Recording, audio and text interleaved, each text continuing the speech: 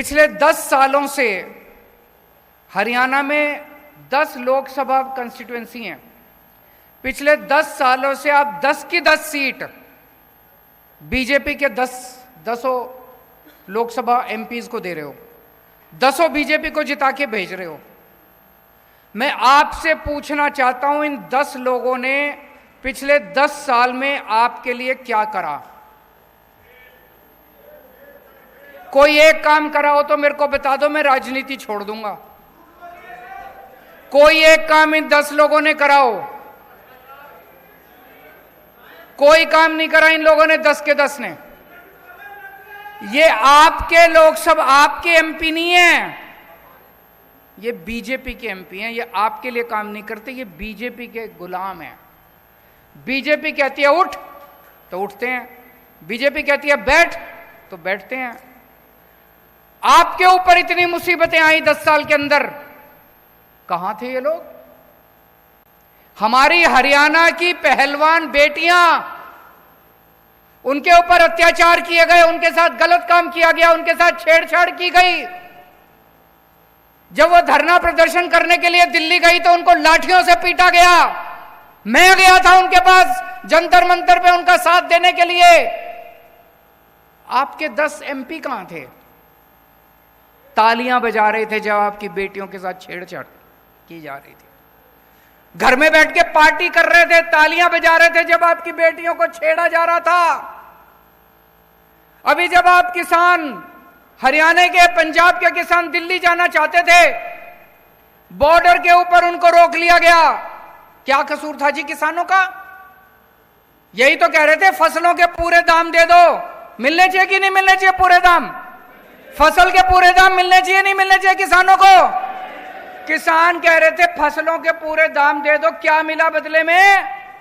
ऊपर से गोले छोड़ दिए। ऊपर से चाइना के ऊपर गोले छोड़ने की हिम्मत नहीं है इनकी, पाकिस्तान के ऊपर गोले छोड़ने की हिम्मत नहीं है, अपने किसानों के ऊपर गोले छोड़ दिए इन लोगों ने। एक किसान मारा गया, किसान का बेटा शहीद हो गया पंजाब के अंदर। जब किसानों के ऊपर गोले छोड़े जा रहे थे, आंसू गैस के गोले छोड़े जा रहे थे, रबड़ की गोलियां छोड़ रहे थे, मार रहे थे, डंडे मार रहे थे, वाटर कैनन मार रहे थे, तो कहां थे जी आपके ये 10 एमपी? ये तालियां बजा रहे थे। बड़ा मजा आ रहा था इनको, किसानों को पीट रहे हैं, बड़ा मजा आ रहा था इनको, बहुत मजा आ रहा था इनको। पिछले साल किसानों की फसलें बर्बाद हो गई पूरे हरियाणा के अंदर।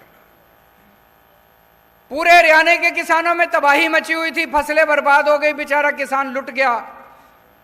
ब्याज, वो कर्जा लेके तो बेचारा फसल उगाता है, उसका ब्याज ऊपर से देना पड़ता है। चारों तरफ किसान कह रहे थे भाई हमको मुआवजा दे दो, मुआवजा दे दो। किसी को मुआवजा नहीं दिया खट्टर सरकार ने। कहां थे तब ये 10 के 10 एमपी?